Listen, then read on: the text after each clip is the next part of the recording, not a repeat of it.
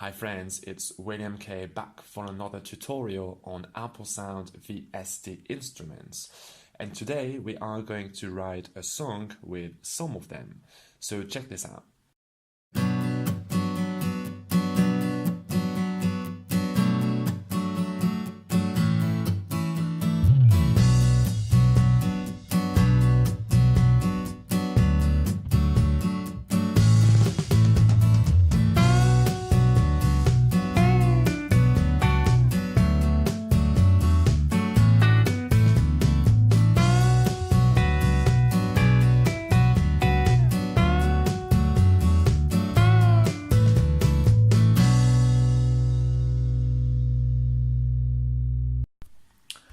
Alright, so in this tutorial, we'll use several instruments. First, we'll use Ample Guitar Martin, which is an acoustic guitar.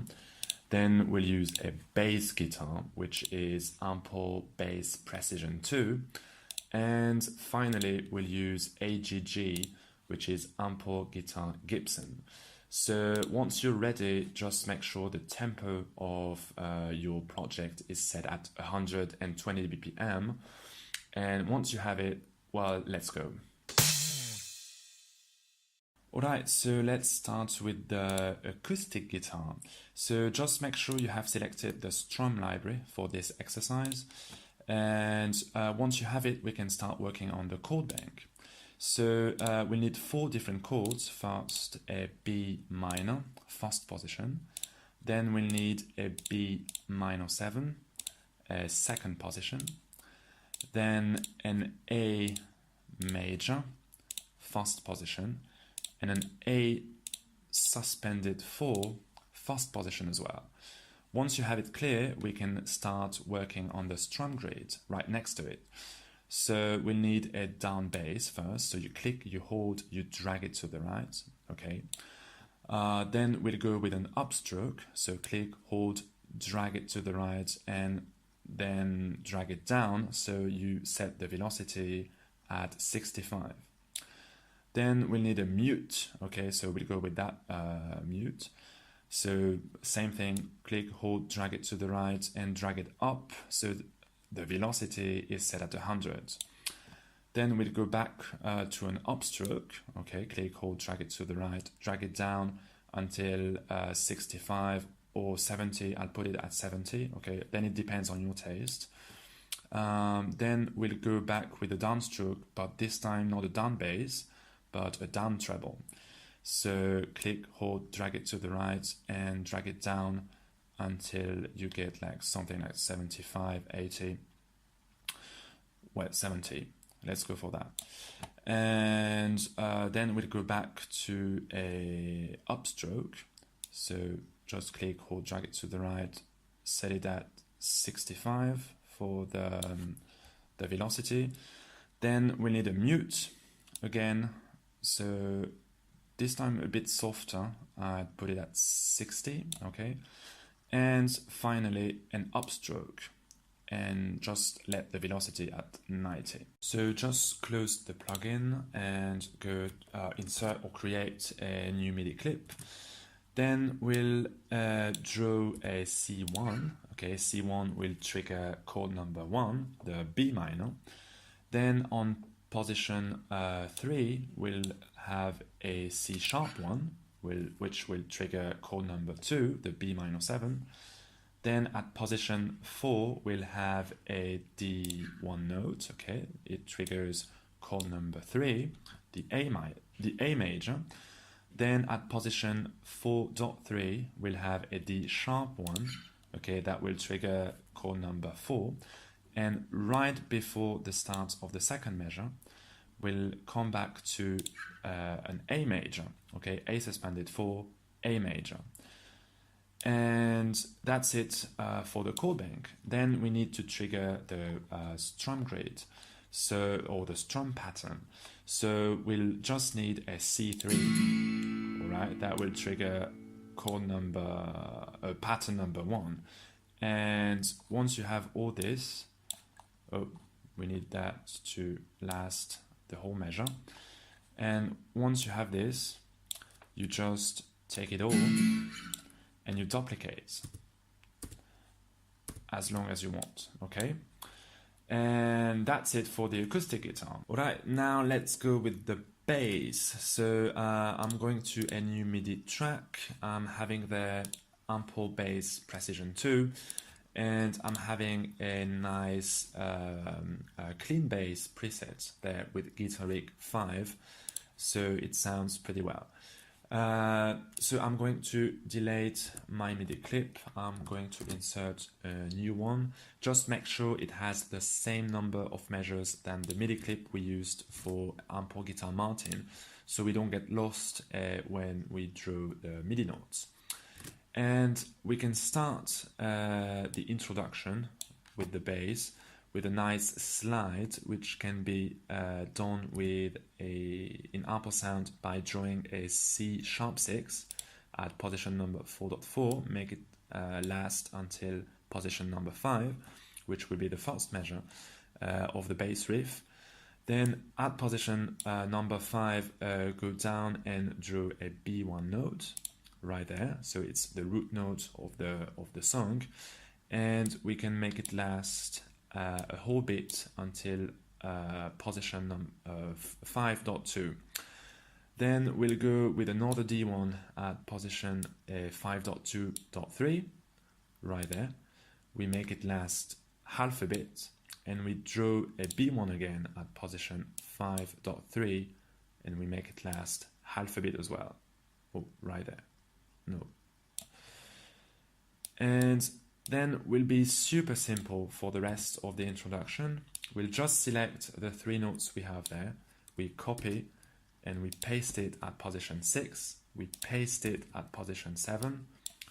At position number 7, we'll have a D2. So just drag it up like this.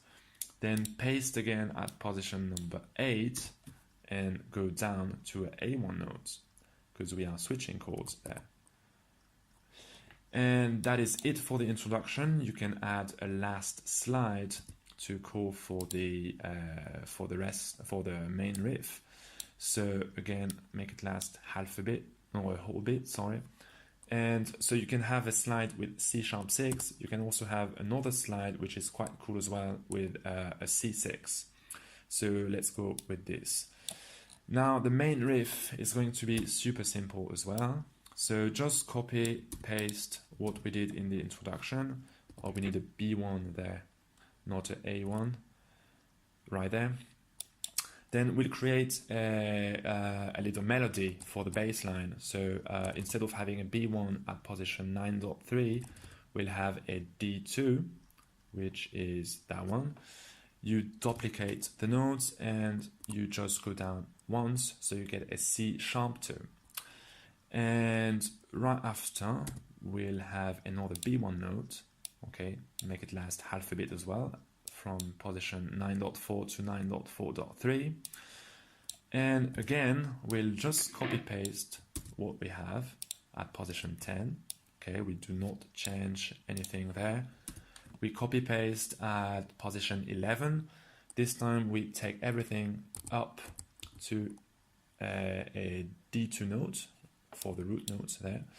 And we just need to change that note from an F2 to an F#2 at position 11.3. Then we paste at position 12 and we go down to A1 notes. And this time we need to change the 2 notes there, C2 and B1. We need to go up twice, sorry. And we need a D2 and a C#2. Then again, like we did in the introduction, we are going to select the whole measure and we just duplicate it once, all right? And at position number 17, we need a root note, which will be a B1, okay? So it's the ending, and we'll make it last, oh, I can't catch it. We'll make it last as long as we can, okay? This is the end of the riff of the song, so we just want the B1 to ring deeply. And that's it for the bass line. So let's go with the electric guitar now, the solo. So I'm not going to show you how to program it all, okay, because it takes a lot of time, but I'm going to show you how to program the first measure, all right? And then you can download the MIDI file. I give you the link in the description below, so you can load it in your DAW and see how it's done. So before we begin, I'm just using an amp preset, which is a Twang Country Clean in Guitar Rig, which is quite great, and I'm using a little EQ simple to sharpen the highs. Okay, so let's start. Alright, so I'm going to insert a new MIDI clip. So the solo starts at position number 9, okay? And I'm going to the MIDI note editor and I'm going to start the solo with a nice E3.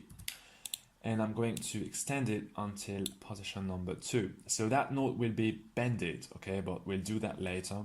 So we'll actually get an F sharp 3, not an E3, but that is for later. Then we need to say to indicate to the AmpleSound VST you are using that you want that note to be played on string number 3 and not another one. So we need to go down and draw an A sharp O. Okay, that indicates to the VST that the E3 needs to be played on string number 3. Then we'll do the same at position 2. We drew an E3, we extend it until position number 2.2, and again we need to have an A sharp O. Okay, so that note is still played on string number 3. Then at position 2.2 we'll have a D3 that you extend as well to until position 2.2.3. right there, and we need to keep that note on string number 3, sorry, with A sharp O. Then we want that note to be hammered, okay, when we switch from that note to this note, we want a hammer. So we just extend the E3 note a little bit to the right, so it passes over the D3 note. Okay, and that indicates to the VST that this note needs to be hammered. And that is pretty great. Then we'll go at position number 2.2.3 with a B2 right there. Okay, we extend it until position 2.3.3. So, no, I'm getting there. Yep. Okay, so it's a long note. And then we need to have this note on string number 4. So we need to draw an AO right when the B2 is starting. Alright, so at position 2.2.3. Then we'll go with two notes. At position 2.3.3 we need a D3 and we need an F sharp 3. You select both notes and you extend them until position 4.4.4, which is right there. And then we need to, we want to have these two notes, we want to slide them out, okay? But we don't want to slide them out right when we start playing these notes. We want the slide to be triggered at position 2.4.2, okay, which is quite cool, then it depends on your taste. And to trigger the slide out, we need to draw a D sharp O right there. So when the plugin will read that note, it's going to let these two note ring, and then when it will encounter this D sharp O, this trigger, it will slide the two notes out. And that is pretty cool. So at position number 3, we'll need to have an A2 note. And we need to extend it so it lasts until position 3.4.2. And we want it to be played on string number 4. So we need to draw an AO. Then at position 3.4.3, we'll have another A2. Same thing on chord string number 4, so A2. AO, sorry, and then we are going to extend the A2 note until position number 4. Alright, then at position number 4 we'll have a B2, which is right there. We are going to extend it until position 4.1.3, and at this position we'll have two notes, a D3, which is there, and an F sharp 3, and we are going to extend them all until position 4.2. At position 4.2, then we'll need another B2. So we draw it, we extend it until position 4.2.3, and we'll draw an A2 note then right there. We extend it until position 4.3. And we just need to end the first measure with another B2, final B2 note, that will extend until position 4.4.4.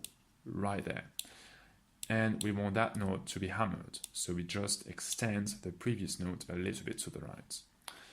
And that's it for the guitar solo. So just download the MIDI file. Oh no, that's not it for the guitar solo, sorry, we need to program the bend, the automation then. So if you listen to the track we just drew, you'll see that we are not doing any bending or any other legato techniques we want for a guitar solo. So what we need is to program a pitch bend, which can be played if you play live with the little knob there, pitch bender. Okay, but we need to program it. So in Ableton, what you can do, I don't know how it's done in other DAWs, but in Ableton, you can actually click on that little button, and then you click on configure. You just click on the thing you want to configure for the automation, and then it appears right there. So you can go to your settings, and you can now start drawing an automation. So if we zoom in there, we want the bend to last the whole note. Okay, you can see that is the E3 note we are trying to play. All right, this is that note. So we are going to just level this pitch bend until there, for example. Okay, so we are extending or bending the note, then we maintain the bend until this position, and then we go back, okay, to the initial note. And then we are playing another E3 at position 2, which is position 10 there, and we'll draw another bend.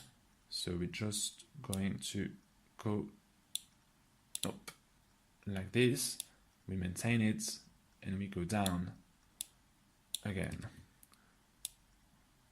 just like this. And it sounds just like this.